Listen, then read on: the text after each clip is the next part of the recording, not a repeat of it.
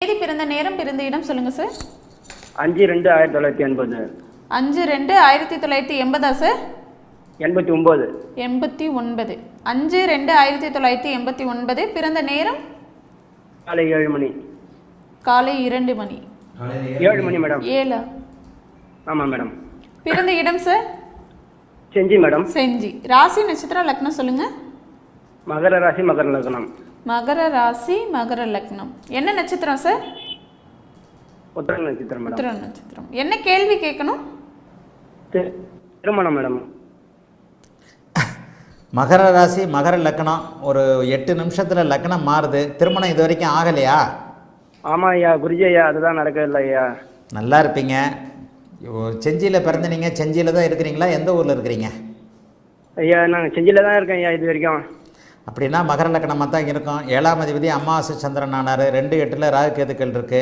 7ஆம் இடத்தை செவ்வாய் பார்க்குது. 12ஆம் இடத்துல சனி இருந்தாலும் கூட அவர் குருவின் வீட்டில் தான் இருக்கிறாரு. இப்போ நடக்கிறது ராகுதசை, குருதசை ஆரம்பிக்க போகுது. ஆமாம், 17/2/2026 பிறகு ஆரம்பிக்கிற குருதசை தான் உங்களுக்கு சுக்கரனுடைய வீட்டில் இருக்குது. உங்கள் வாழ்க்கையே 36 வயசுக்கு பிறகு தான். 36-37 வயசு ஆயிடுச்சு ஐயா. 36 வயசு ஆயிடுச்சு ஐயா.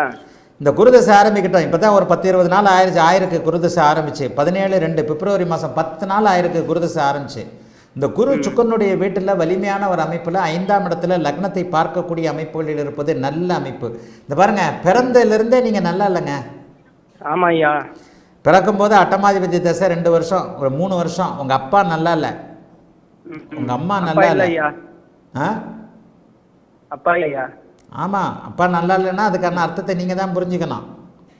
சரிங்கய்யா. பிறந்ததுலேருந்தே 3 வயசு அப்பா அம்மா சம்மந்தப்பட்ட விஷயங்கள், 13 வயசு சந்திரதசை, அமாவாசை, அப்படி இப்படின்னு சொல்லிட்டு அவயோக திசைகளில் ஒரு சாப்பாடு துணிமணி தவிர ராகுதசை வரைக்கும் என்ன, சனியுடைய பார்வையில் ராகு இருந்தாலே நல்லது பண்ண மாட்டார்னு அடிக்கடி சொல்லுவேன்.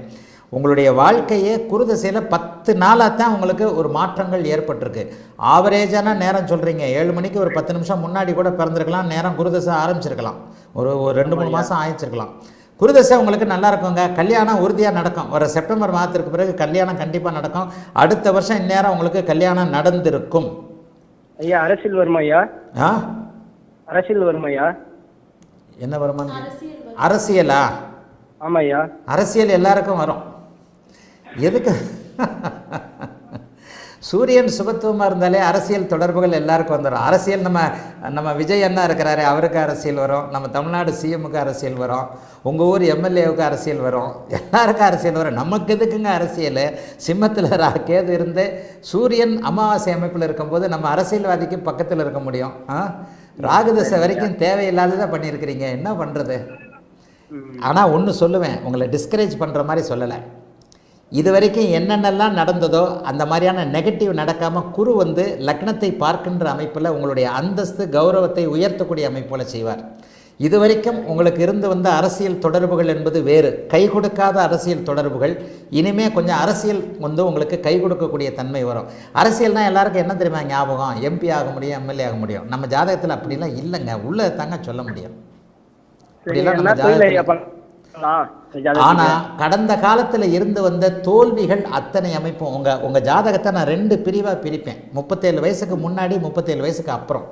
இந்த பிப்ரவரி 5ஆம் தேதியில் உங்களுக்கு 37 வயசு பிறந்துருச்சா? 10 நாள் ஆச்சா? 15 நாள் ஆச்சா?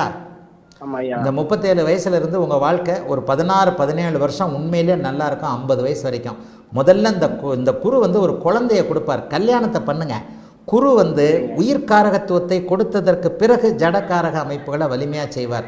அரசியலுக்கு போகிறத கூட சம்பாதிக்கிறதுக்கு தான். சம்பாதிக்கிறதுக்கு முன்னாடி புள்ள பிறக்கணும். ஒரு 3 வருஷத்தில் மெதுவாக ஒரு ஃபவுண்டேஷன் நடக்கும்.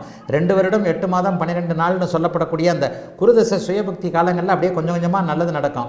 முதல்ல திருமணம் செய்யுங்க. திருமணம் செஞ்ச உடனே தாமதம் இல்லாமல் குழந்தை பாக்கியம் உண்டு, ஆண் வாரிசு உண்டு.